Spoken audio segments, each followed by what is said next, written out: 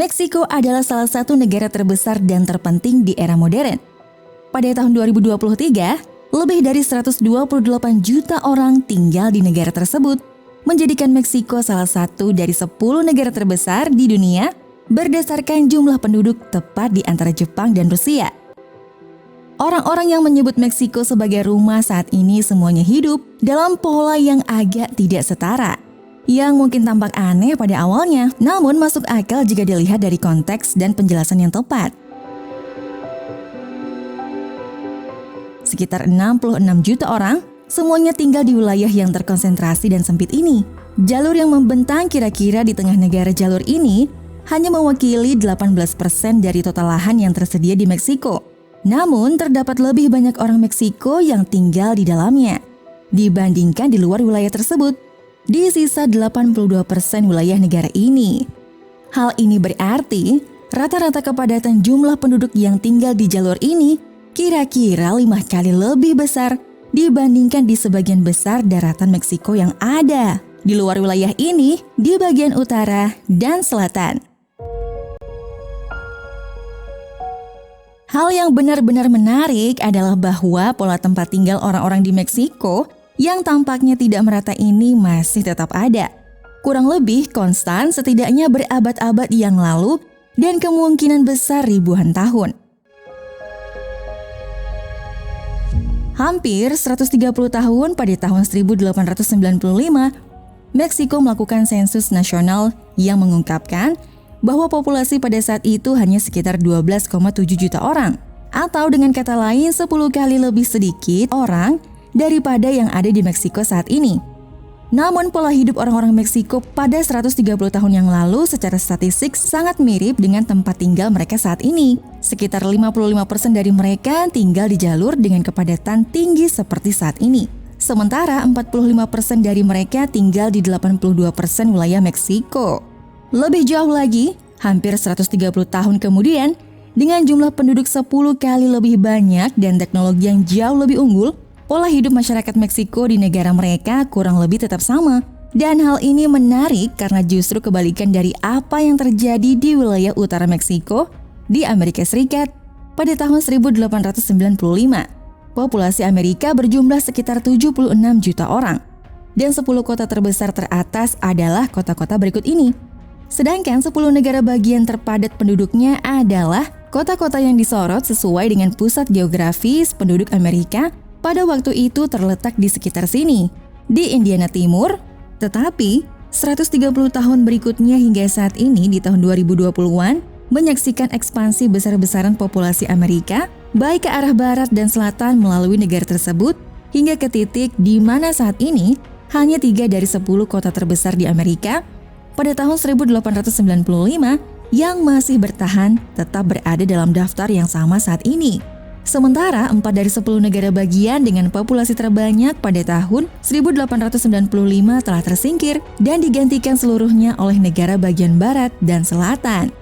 Pada tahun 1895, populasi Florida lebih sedikit dibandingkan Connecticut, Texas lebih sedikit dibandingkan Missouri, sementara California bahkan lebih sedikit dibandingkan Mississippi. Ketiganya adalah 3 negara bagian terpadat saat ini pada tahun 2023. Setelah mengalami tingkat pertumbuhan besar-besaran dan memperluas populasi mereka puluhan kali lipat sejak pergantian abad ke-20, dan dengan demikian pusat geografis populasi Amerika telah bergeser hampir 400 mil ke Missouri bagian barat daya dan tengah di Indiana Timur. Selama 130 tahun terakhir, populasi Amerika meningkat sekitar 4 kali lipat, dan pola tempat tinggal mereka secara geografis berevolusi secara dramatis. Sedangkan di Meksiko, populasinya meningkat sekitar 10 kali lipat dalam periode waktu yang sama, namun pola tempat tinggal mereka secara geografis tetap secara proporsional kurang lebih konsisten hingga saat ini. Sehingga apa yang menjadi alasan mengapa selama berabad-abad sebagian besar orang Meksiko terus tinggal di wilayah kecil yang mewakili kurang dari 1/5 lahan yang tersedia di negara tersebut? Jadi, kenapa 82% wilayah Meksiko penduduknya jarang? Mari kita bahas lebih jauh.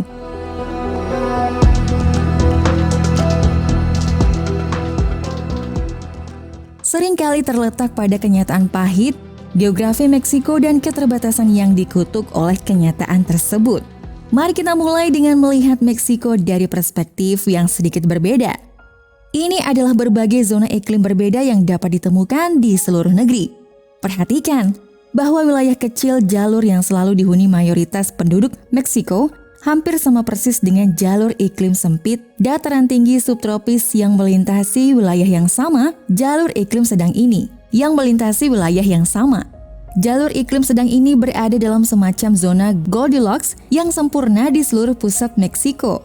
Seluruh daratan di utara sebagian besar wilayah tersebut didominasi oleh bios gurun yang gersang dan panas, di mana melakukan pertanian skala besar tanpa irigasi, industri, hampir tidak mungkin dilakukan, sehingga sangat membatasi jumlah pangan yang dapat ditanam untuk menopang populasi yang lebih besar, dan pada saat yang sama hampir seluruh lahan di Meksiko hingga bagian selatan zona beriklim Goldilocks ini terdapat hutan hujan lebat atau bioma hutan yang merupakan salah satu jenis bioma yang paling sulit untuk mengembangkan peradaban di dalamnya.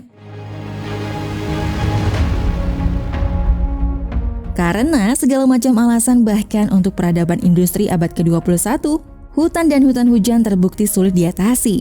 Karena membangun infrastruktur melalui ini merupakan tantangan yang besar. Jelas sekali bahwa di bioma ini banyak hujan, dan hal ini membuat hal-hal seperti mengeringkan beton untuk jalan atau pondasi menjadi agak sulit.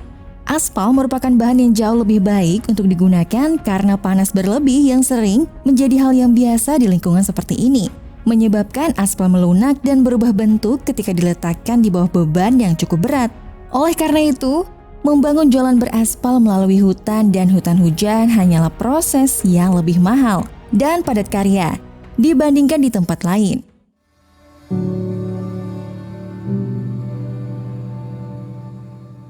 Dan itulah sebabnya saat ini, jalan tersebut masih hanya ada 8 jalan beraspal yang membentang sepanjang 1.100 km di perbatasan paling selatan Meksiko. Melalui hutan dengan Guatemala dan Belize, hanya 8 jalan beraspal yang menghubungkan Meksiko dengan keseluruhan Amerika Tengah.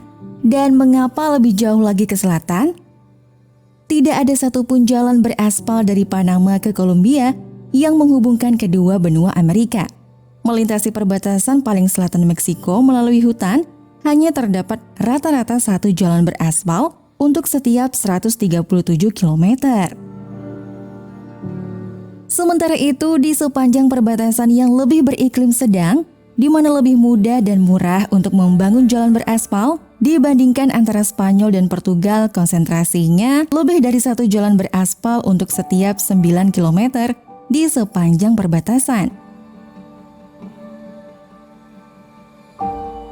Lebih banyak jalan berarti pilihan transportasi yang lebih baik dan lebih murah bagi banyak orang, yang berarti kemampuan yang lebih baik untuk melakukan perdagangan dan bisnis, dan itu hanya masalah pertama yang dialami hutan dari sudut pandang pembangunan ekonomi. Bisa dibilang masalah yang lebih besar adalah pertanian dan bioma hutan, seperti di gurun juga sangat sulit. Hal ini karena di hutan sebagian besar nutrisi yang seharusnya mencapai tanah malah disimpan di vegetasi yang berlimpah, kayu mati dan daun-daun yang membusuk. Ketika bahan organik di hutan hujan mati, di pembusukan tersebut didaur ulang dengan sangat cepat oleh serangga yang ada di mana-mana. Jamur dan bakteri, bahkan sedikit nutrisi yang pernah ada, membuatnya masuk ke dalam tanah di bawahnya, yang membuat tanah tersebut hampir steril dan berbahaya untuk digunakan pertanian, sehingga setiap kali manusia menebang serta membakar hutan hujan untuk membuka lahan pertanian, mereka biasanya memiliki kualitas tanah yang buruk, sehingga membutuhkan waktu yang cukup lama untuk membuat sejumlah besar pupuk agar benar-benar produktif. Kemudian, jika hutan hujan tidak ditebangi dengan baik, serangga yang ada di mana-mana, jamur dan bakteri akan menyerang tanaman apapun yang ditanam. Dan oleh karena itu, agar pertanian bisa terjadi, diperlukan lebih banyak pestisida yang digunakan agar produktif di atas lahan yang dulunya hutan. Namun, seringkali prosesnya tidak efisien dan mahal dibandingkan dengan pertanian di lingkungan yang lebih beriklim sedang yang tidak memerlukan banyak input dalam prosesnya. Dan hutan serta hutan hujan yang ditemukan di Meksiko bagian selatan tidak terkecuali. Norma ini kemudian mempersulit sebagian besar kemampuan Meksiko untuk melakukan pertanian bahkan lebih jauh lagi. Hampir 70% negaranya seluruhnya tertutup oleh pegunungan. Hal ini menjadikan Meksiko salah satu negara dengan pegunungan paling banyak di dunia, setara dengan Swiss atau Afghanistan, dalam hal persentase lahan yang dicakupnya oleh pegunungan. Dalam kasus Meksiko, pegunungan ini memberikan banyak hal negatif dan juga positif karena potensinya untuk berkembang secara ekonomi. Di sisi buruknya, kehadiran pegunungan hanya memperkuat dampak negatif sebelumnya. Dengan berkembangnya bioma gurun dan hutan pegunungan merupakan hambatan geografis yang besar dan jauh lebih padat karya untuk membangun infrastruktur di atasnya. Hutan pegunungan seperti di Meksiko Utara dan Selatan mempunyai dampak negatif terhadap berkembangnya gurun dan hutan. Di samping dampak negatif pada berkembangnya pegunungan, tetapi di seluruh jalur tengah Meksiko ini, pegunungan menjulang lebih tinggi dibandingkan tempat lain di negara ini. Dan ketinggiannya sangat tinggi, sehingga mendorong sebagian besar daratan ke sini, ke atas, dan melampaui iklim tropis panas yang biasa ke dalam zona iklim sedang yang lebih sejuk.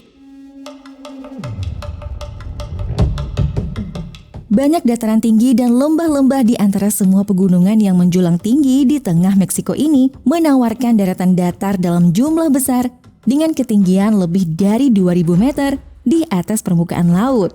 Bioma beriklim sedang dengan suhu lebih dingin serta kelembapan lebih rendah yang membantu mengurangi keberadaan penyakit dan serangga dapat ditemukan di dataran rendah wilayah tropis, sekaligus menyediakan lingkungan yang lebih baik untuk penggunaan bahan konstruksi modern dan teknik pembuatan beton ringan dan aspal.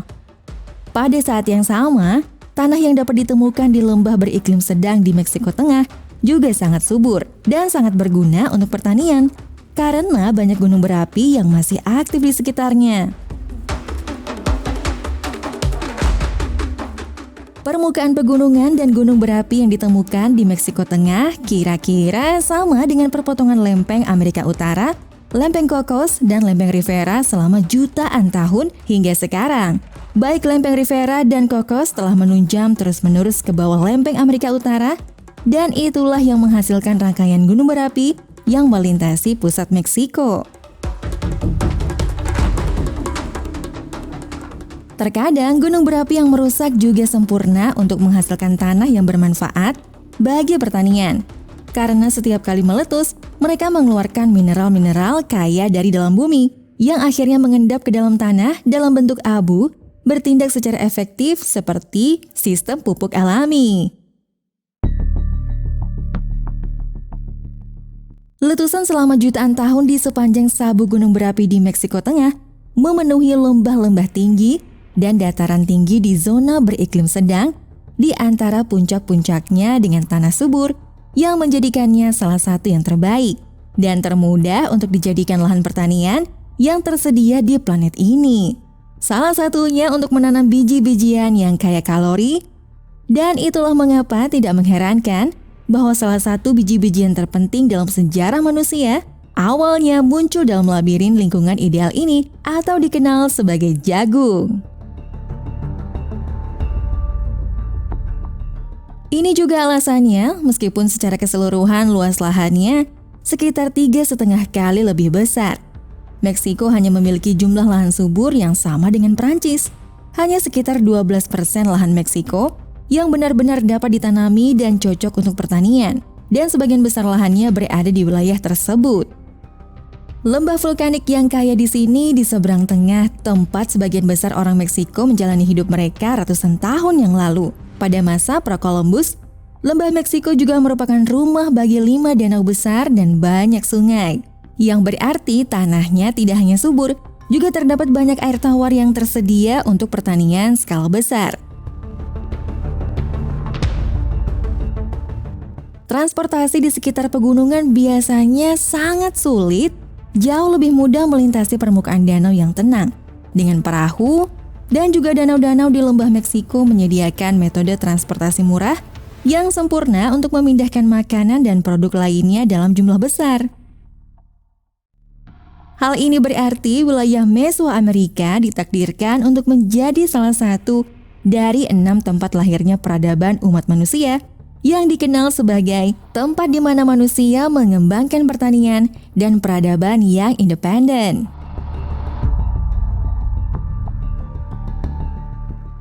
Lebih dari 1000 tahun sebelum kedatangan Columbus di Spanyol, sebuah peradaban tak dikenal telah mengembangkan kota Teotihuacan dalam lingkungan yang ideal selama era kuno Kekaisaran Romawi di Eropa 300 sebelum Masehi. Kota ini memungkinkan mencapai populasi setidaknya 125.000 orang yang tidak hanya menjadikannya kota terpadat di benua Amerika, tetapi juga menjadikannya setidaknya kota terpadat ke-6 di seluruh dunia pada saat itu. Sehingga menjadi inti dari populasi Meksiko saat ini, telah menjadi inti dari populasi Meksiko selama ribuan tahun.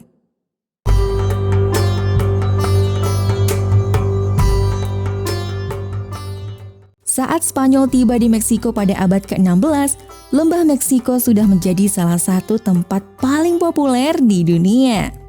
Kerajaan Aztec berjumlah sekitar 6 juta jiwa. Jumlah penduduknya hampir setara dengan jumlah penduduk seluruh Kekaisaran Spanyol sendiri, sedangkan ibu kota Aztec, Tenochtitlan, yang terletak di dataran tinggi lembah Meksiko, mungkin berjumlah 200.000 penduduk. Sehingga menjadikannya kota yang lebih besar pada waktu itu dibandingkan kota manapun yang ditemukan di Eropa. Setelah orang-orang Spanyol menghancurkan Tenochtitlan, Mexico City dibangun di atas reruntuhan tersebut, sehingga daerah tersebut tetap menjadi pusat kehidupan politik dan budaya di Meksiko.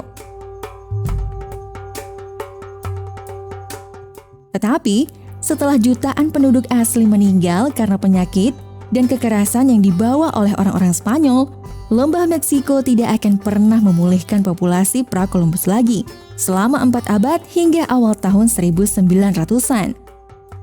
Sekarang, lebih dari 500 tahun setelah penaklukan Mexico City sekali lagi menjadi salah satu kota mega terbesar dan paling signifikan di dunia dengan populasi metropolitan lebih dari 22 juta orang. Ini adalah wilayah perkotaan terpadat ke-6 di dunia dan wilayah metropolitan terbesar yang ditemukan di luar Asia. Sama seperti berabad-abad sebelum penaklukan Spanyol, namun inti dari Mexico City berada pada ketinggian sekitar 7.800 kaki di atas permukaan laut. 4 kali lebih tinggi dibandingkan kota lain yang mendekati tingkat populasi yang sama. Perbandingan ketinggian Mexico City setara dengan resort ski yang ditemukan di Aspen di dataran tinggi pegunungan Rocky, Colorado. Dari 10 kota terbesar di Meksiko, 4 diantaranya berada pada ketinggian di atas 7.000 kaki, 3 lagi di atas 5.000 kaki, dan 2 lagi berada di atas 3.000 kaki. Dengan ketinggian yang sama tidak dapat ditemukan di kota-kota besar di Amerika Serikat. Tapi hanya ada satu kota dengan populasi lebih dari 100.000 orang yang dapat ditemukan di atas 6.000 kaki, yaitu Colorado Springs. Dan setiap kota di Amerika Serikat dengan populasi lebih dari 1 juta orang berada di ketinggian kurang dari setengah ketinggian 3.000 kaki Mexico City, yang berpenduduk puluhan juta orang. Dan disinilah kita mendapatkan kekurangan karena banyak penduduknya berada di tempat yang sangat tinggi di pegunungan, seperti Meksiko. Sedangkan pegunungan merupakan satu-satunya lembah yang datar dan mudah ditanami. Dengan zona beriklim sedang yang dimiliki negara ini, mereka juga membuat transportasi di antara semua lembah dan dari lembah manapun menuju pantai jauh lebih menantang. Mexico City dan Tenochtitlan berada lebih dari 7.300 kaki di atas permukaan laut jika dibandingkan dengan Kansas City dan Amerika Serikat yang tingginya 900 kaki, kurang dari 1/7 ketinggian Mexico City, dan 2 kali lebih jauh dari perairan yang luas sekitar 420 mil. Ketinggian yang sangat besar di Meksiko ini berarti bahwa sungai-sungai yang bermula dari pegunungan mengalir turun ke laut memiliki kemiringan yang sangat curam dan arus yang sangat kuat yang pada akhirnya berarti bahwa tidak ada satupun sungai yang dapat dilayari secara alami di seluruh negara ini, yang berarti bahwa tidak ada cara bagi orang-orang berlayar atau mengangkut barang-barang mereka dengan harga murah melewati sungai-sungai antara pusat kehidupan penduduk Meksiko dan lautan. Hanya menyisakan satu-satunya metode yang memungkinkan untuk transportasi dan perdagangan dengan dunia luar ke pilihan yang lebih mahal seperti jalan raya dan pada akhirnya kereta api dan pesawat terbang. Lokasi di sekitar Veracruz di dataran rendah pesisir Meksiko di Teluk Meksiko terbukti menjadi satu-satunya tempat yang cocok di era pra-industri untuk membangun pelabuhan utama di negara tersebut. Ditambah lagi, letaknya yang strategis hanya berjarak 200 mil dari pusat Mexico City, yang dulunya Tenochtitlan, dan memiliki satu-satunya pelabuhan alami yang bisa dapat ditemukan ratusan mil di sepanjang Meksiko. Hampir seluruhnya datar garis pantai terbuka dengan teluk sehingga Veracruz ditakdirkan untuk menjadi pelabuhan paling penting di negara ini sebelum revolusi industri dan terus menjadi pelabuhan paling penting di Meksiko di pantai timurnya. Tetapi pada saat yang sama, Veracruz juga telah berhasil digunakan sebagai tempat persiapan oleh penjajah dari luar yang bermusuhan untuk merebut dan menduduki Mexico City dari 3 kesempatan terpisah oleh Hernán Cortés dan Spanyol pada abad ke-16 dan oleh Amerika dan Prancis pada abad ke-19. Pegunungan di sekitar inti Meksiko memberikan elemen perlindungan dari serangan eksternal. Namun gunung-gunung tersebut juga secara historis membatasi kekuatan Meksiko dan jauh dari pantai sehingga tidak mampu melindungi kekuatan signifikan yang datang dari lautan. Negara-negara bagian Meksiko di masa lalu telah berjuang untuk mencegah terjadinya bencana besar. Kekuatan maritim yang bermusuhan mendarat di pantai mereka yang akan menuju benteng gunung mereka, berada di tengah-tengah kendali Veracruz dan dataran rendah pesisir di sekitarnya. Dengan demikian sangat penting bagi keselamatan negara bagian Meksiko manapun, dan tentu saja Veracruz adalah pelabuhan paling penting di Meksiko selama berabad-abad sebelum tahun 1980-an. Namun, menghubungkan pelabuhan penting ini di Veracruz di permukaan laut hingga ke inti di Mexico City yang jauh yang lebih tinggi 7.000 kaki terbukti menjadi tantangan besar yang harus diatasi meskipun jarak kedua kota hanya 200 mil. Hingga akhirnya pada tahun 1857, Don Antonio Escandón mendapatkan hak untuk membangun jalur dari pelabuhan Veracruz ke Mexico City dan terus ke Samudra Pasifik. Pergolakan politik terus menghambat kemajuan dan segmen awal dari Veracruz ke Mexico City dengan jarak 246 mil diresmikan 9 tahun kemudian pada tanggal 1 Januari 1873 oleh Presiden Sebastián Lerdo de Tejada. Pada tahun 1828 hingga selesainya jalur transkontinental pada 1869, Amerika Serikat mulai membuka transportasi dari pusat populasi ke laut dengan kereta api, dengan wilayah yang jauh lebih datar dan lebih mudah untuk dikembangkan. Hingga tahun 1873, total 50.000 mil jalur kereta api di Amerika, sehingga membuka lebih banyak lahan bagi masyarakat dan perdagangan dibandingkan dengan apa yang mungkin dilakukan di Meksiko.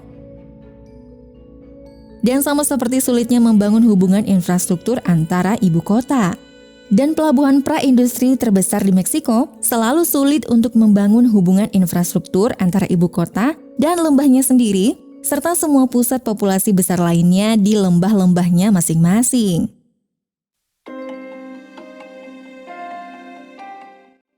Kenyataannya, Meksiko berfungsi lebih seperti potongan mozaik, potong-potongan kecil bersama-sama lembah-lembah otonom yang kemudian menjadi satu negara terpusat, dan selalu seperti itu selama ribuan tahun tanpa adanya sungai yang dapat dilayari untuk digunakan secara murah. Sulit dan mahal untuk membangun jalan atau rel kereta api yang melintasi banyak gunung dan menghubungkan salah satu lembah beriklim sedang dengan lembah lainnya atau dengan lautan yang bersuhu tinggi.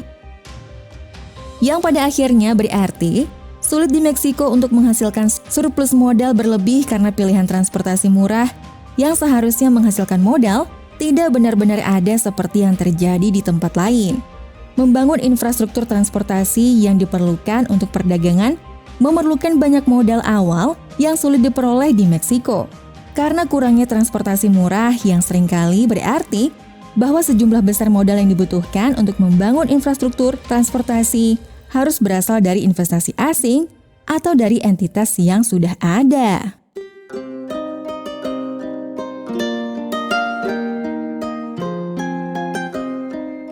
Realitas geografis ini juga menyulitkan otoritas terpusat manapun di Mexico City untuk memproyeksikan kekuasaan dan pengaruh dari luar lembah terdekat mereka ke wilayah-wilayah lain yang tersebar dan terpisah di negara tersebut, dan menyulitkan siapapun dari negara tersebut. Lembah beriklim sedang di tengah untuk melakukan perdagangan dengan bagian Meksiko di utara dan selatan di gurun atau hutan yang hanya semakin memperburuk tantangan besar mereka terhadap pembangunan ekonomi dalam mendukung sejumlah besar populasi. Permasalahan geografis yang mirip dengan Afghanistan, keduanya merupakan negara yang sangat bergunung-gunung sehingga sulit untuk menegakkan kekuasaan di titik terpusat seperti Kabul atau Mexico City. Banyak lembah di antara pegunungan tempat penduduk sebenarnya tinggal, dipisahkan dari semua lembah lainnya oleh pegunungan dan terhubung hanya melalui titik-titik sempit yang melaluinya. Jalan raya dan jalur kereta api yang mahal dapat dibangun, namun juga di mana kekuatan lokal dapat dengan mudah memblokade atau mengendalikan kedua wilayah. Geografis tersebut mendorong dan memungkinkan otonomi lokal yang tinggi di wilayah yang dipisahkan oleh pegunungan dari ibu kota. Dan kedua wilayah tersebut mencegah kekuasaan terpusat karena kemampuan untuk mengawasi dan menegakkan supremasi hukum secara memadai. Dimanapun dan kapanpun wilayah geografis seperti ini telah melahirkan faksi-faksi bergaya panglima perang yang otonom seperti Taliban di Afghanistan dan banyak kartel otonom yang beroperasi di seluruh Meksiko yang sebagian besar mendapat impunitas dari pemerintah pusat di Mexico City. Perbatasan Meksiko di selatan dengan Guatemala dan Belize berpenduduk sedikit dan ditutupi oleh hutan hujan lebat dan hutan belantara dengan hanya 8 jalan beraspal yang melintasinya. Sangatlah mustahil bagi pemerintah Meksiko untuk mengawasi dan melakukan patroli secara memadai terhadap segala hal yang terjadi di Mexico City. Lokasi yang sempurna untuk penyelundupan zat-zat terlarang dan senjata yang datang dari Amerika Tengah dan Selatan secara bersamaan. Perbatasan Meksiko di utara dan Amerika Serikat terbentang sejauh lebih dari 2.000 mil, melintasi wilayah yang berpenduduk jarang yang dipisahkan oleh ratusan mil gurun pegunungan yang kosong di antara wilayah tersebut.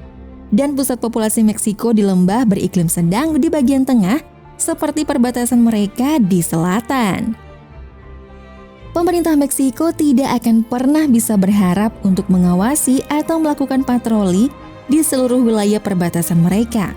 Terlalu terpencil dan terlalu jauh dari pusat populasi terbesar di Meksiko yang berada di tengah-tengah negara tersebut.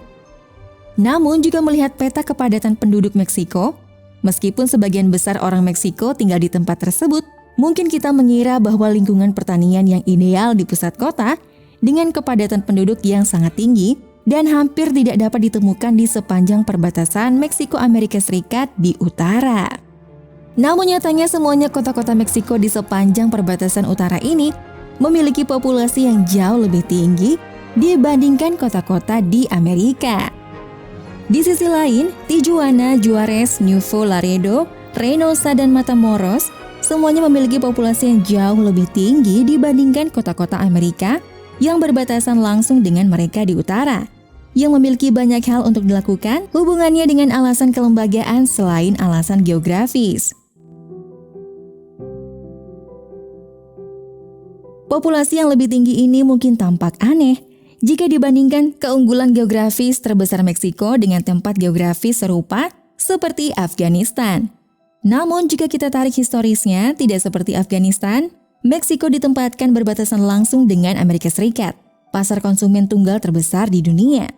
Oleh karena itu, sejak tahun 1960-an, pemerintah Meksiko dan Amerika mulai mengadakan serangkaian kesepahaman yang dikenal sebagai Perjanjian Maquiladora, yang pada dasarnya perjanjian tersebut menetapkan bahwa pabrik-pabrik yang memproduksi barang-barang di kota-kota perbatasan Meksiko dapat mengekspor barang-barang tersebut bebas bea dan bebas tarif melintasi perbatasan ke negara-negara tersebut. Perusahaan-perusahaan besar di Amerika Serikat segera menyadari peluang yang ada. Asalkan mereka dapat mendirikan pabrik di seberang Amerika Serikat dan memanfaatkan tenaga kerja Meksiko yang relatif jauh lebih murah untuk membuat produk mereka dan kemudian mengangkut produk-produk murah tersebut tanpa bea masuk ke Amerika Serikat dan mengambil keuntungan dari sistem jalan raya Amerika yang sangat besar untuk mengirimkan dan memasarkan produk mereka kemana saja di negara ini dengan menggunakan truk. Ribuan pabrik perbatasan atau maquiladora ini didirikan pada dekade-dekade berikutnya, yang bersama dengan itu puluhan hingga ratusan ribu lapangan pekerjaan baru di pabrik pun tercipta, menciptakan daya tarik bagi para pekerja dari pusat bersejarah Meksiko di tengah-tengah negara ini. Inilah alasan mengapa seluruh kota-kota perbatasan di Meksiko jauh lebih padat penduduknya dari kota-kota di Amerika. Dan jika dibandingkan dengan sensus tahun 1895 di Meksiko, memiliki persentase penduduk yang sedikit lebih tinggi saat ini yang tinggal di luar pusat sejarah dibandingkan dengan masa lalu. Perjanjian Perdagangan Bebas Amerika Utara atau NAFTA yang ditandatangani pada tahun 1994 memperluas sistem tersebut lebih jauh lagi.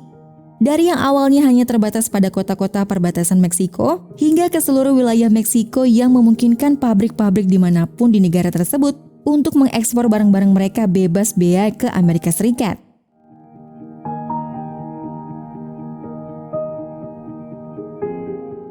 Namun, kedekatan kota-kota perbatasan dengan pasar Amerika serta kota-kota besar terdekat seperti Hermosillo, Chihuahua, Monterrey memastikan bahwa kota-kota tersebut akan tetap lebih kompetitif secara finansial dibandingkan pabrik-pabriknya berada jauh di wilayah inti kedua Meksiko.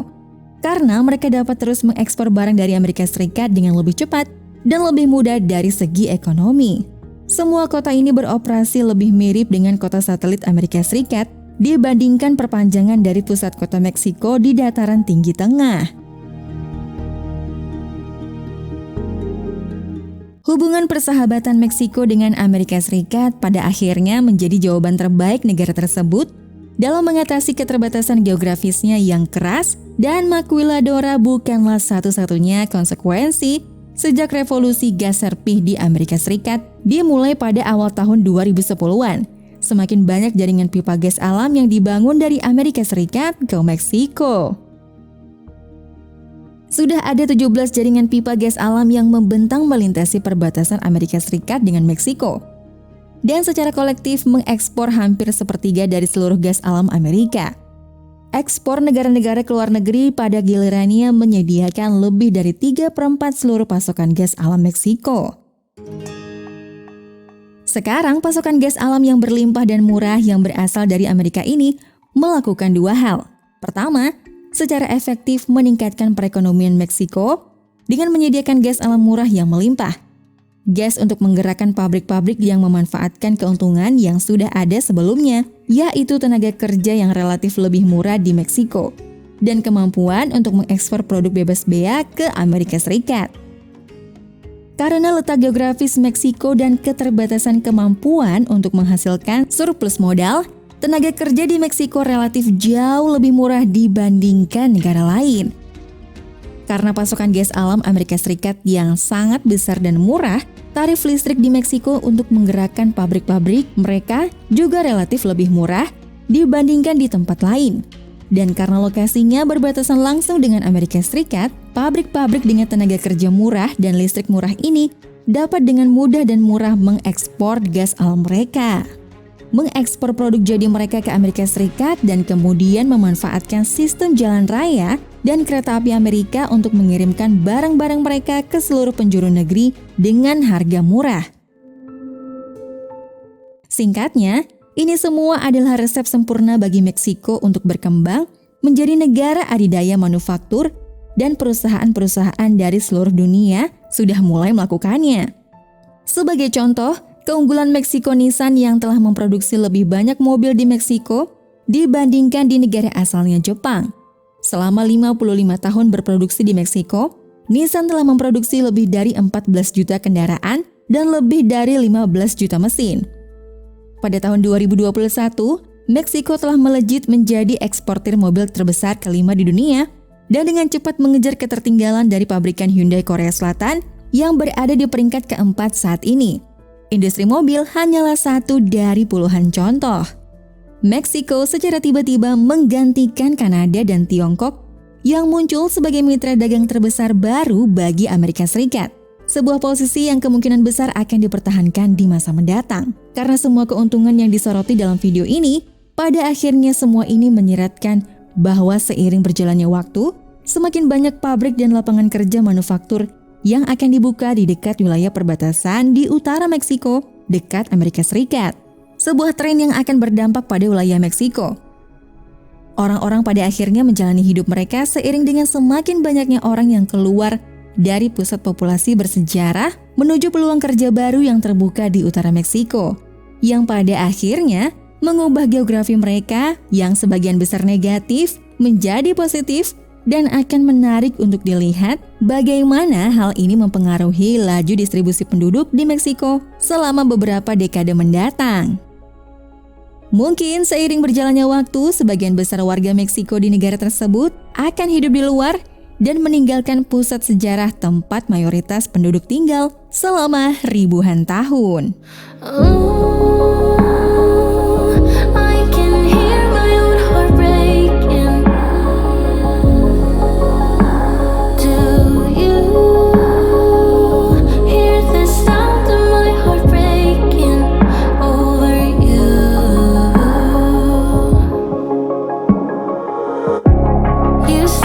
You